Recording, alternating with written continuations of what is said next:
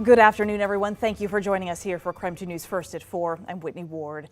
Gas prices are now at an all-time national high and are showing no signs of coming down as we head into summer travel season. Today, President Biden officially called on Congress to suspend the federal gas tax, but it's still not clear just how much those savings could actually reach consumers. Tonight, CBS's Natalie Brand has the latest from the White House.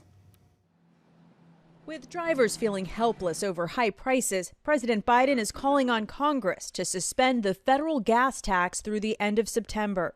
By suspending the 18-cent gas tax, federal gas tax, for the next 90 days, we can bring down the price of gas and give families just a little bit of relief. That 18 cents per gallon tax is used to fund repairs for major highways, but the administration says other money could be used in the interim. It really pales in comparison to the jump in prices we've seen. Patrick DeHaan with Gas Buddy says while the tax holiday could offer some relief, it may ultimately end up making things worse. Cutting prices risks Americans increasing consumption, which could eventually cause prices to go up down the road. The president's plan is also expected to face opposition in Congress, where even Democratic lawmakers are divided. I'm willing to embrace his proposals for a gas tax holiday.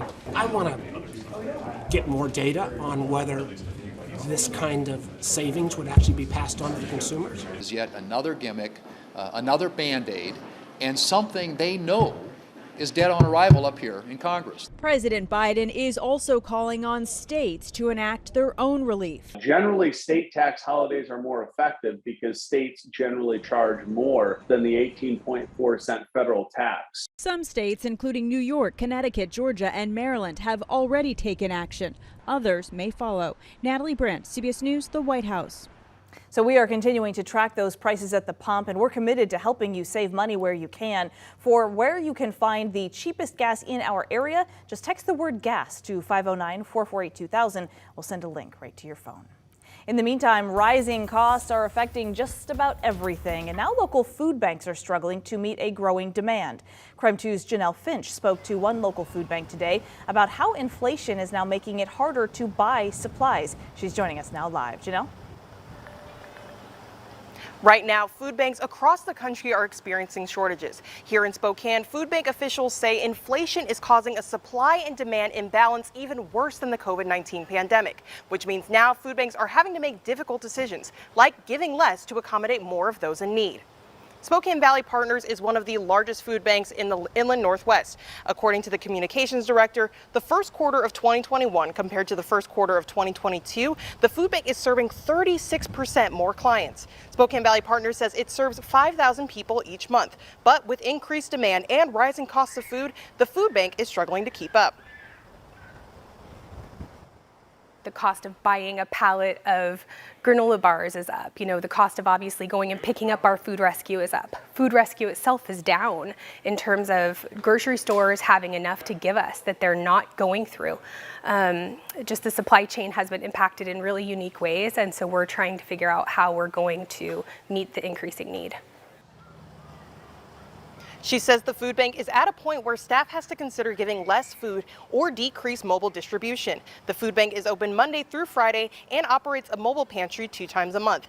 The communications director says it's unnerving to see how many empty shelves are in the warehouse, and she worries demand won't be slowing down anytime soon.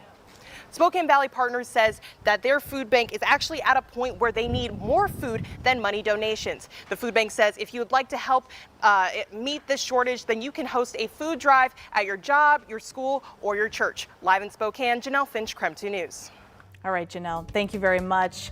All right, let's talk weather now. Summer has arrived in full force. In fact, Chief Meteorologist Jeremy Legoo is outside right now, taking advantage, of course, of the beautiful weather and a number that we reached finally today that is great news if you're looking for summer. Yeah, Whitney, you know what? I'm getting rid of the coat. This is miserable out here in a full-on wool suit. Why are suits made of wool? I think it's time to switch to linen for the rest of the year. And yes, we've done it. Whitney mentioned it. 80 degrees, 81 now here in Spokane. It is that kind of warm outside. And this is the first time we have done this year. It is hot and it is sunny. Across much of the inland Northwest, you're hard pressed to find a cloud. Nothing. Nothing at all. And that's the kind of weather you can expect the next few days. Now, as the sun goes down, temperatures do drop. Basically, we have a cold front that's moving through. It's giving us a bit of a breeze right now, but it's one of those cold fronts that's just kind of weak. So by tomorrow, we drop in temps, but we drop down to a level that I'm going to call perfect. It's basically where you set your AC. So today's hot, tomorrow a bit of reprieve, but then those temperatures start climbing. I, for one, am going to call the AC company just to make sure mine works, because coming up this weekend, we're talking temps at levels we haven't seen since last year. So get ready for some real heat. All right, thank you very much, Jeremy. And taking a look now at other top stories for this afternoon, a Spokane man was forced to pay $1,000 to get his stolen motorcycle released from a tow yard. But then just 36 hours later, it was stolen again. Earlier this month, thieves stole Billy Hall's bike from his apartment parking lot. Highway Patrol called 5 days later saying they found the bike in Wenatchee, so he drove over there, paid $1,000 to get it out of the impound lot, and then 36 hours after bringing it back to Spokane, his neighbors woke him up saying it had been stolen again. He said he actually had been planning to sell the motorcycle after this season to get his girlfriend an engagement ring.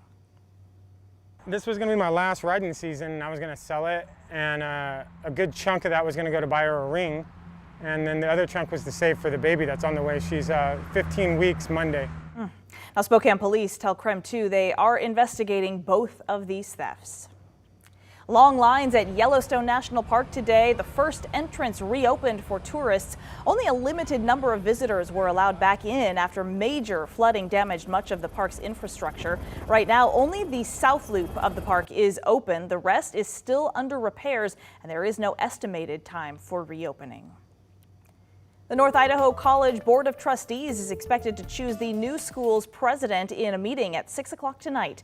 The selection of that new president is one of many items on the agenda.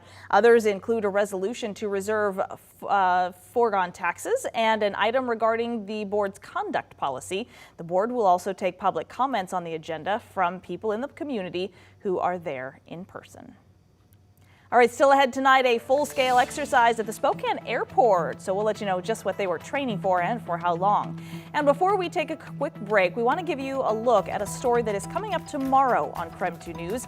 The daughter of a Spokane murderer is speaking out. Her father killed 9-year-old Candy Rogers more than 60 years ago, but the case was only solved last year. And now she is joining forces with Candy's own family to make sure the little girl is never forgotten. She recently sat down exclusively with me.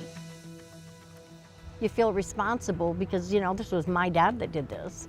Like, although you couldn't have ever done anything, I wasn't even born, but you still carry a sense of responsibility for all the pain and the hurt that it caused. So was it a bit of a relief to you then when it became public? Or was that hard? That was hard at first. I was very nervous. I think there's been a few times when it first happened that I think people looked at me a little bit that didn't know me, like maybe they recognized me.